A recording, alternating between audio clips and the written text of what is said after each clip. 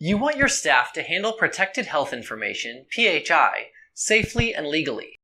Unfortunately, people tend to forget some of the details about how to stay HIPAA compliant.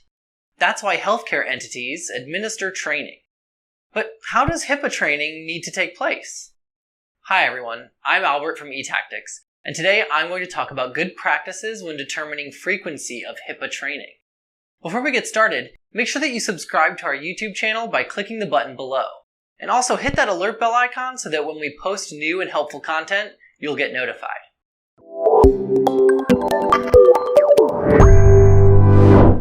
Here are a few different ways that you can stay HIPAA compliant.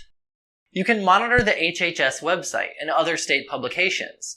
This monitoring can help you stay ahead of the rule changes so that you can prepare for the change.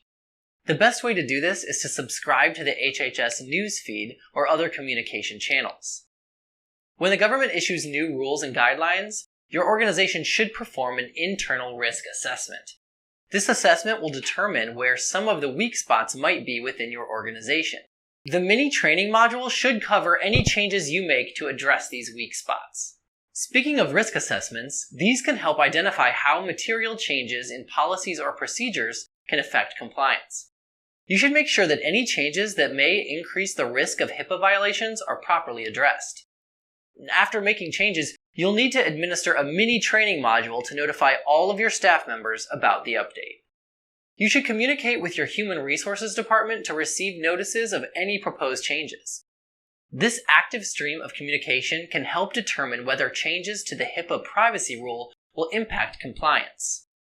You should also communicate with all of the IT managers working for the covered entity. With this open line of communication, you'll be able to receive advance notice of hardware or software upgrades. These changes may impact compliance and will therefore lead to training updates.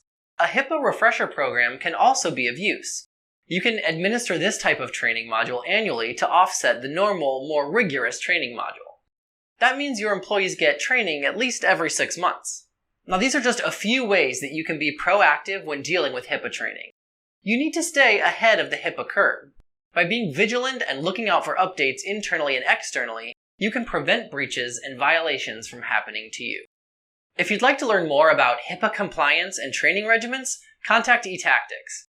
And since you've already made it this far into the video, you might as well like it, share it, and comment below.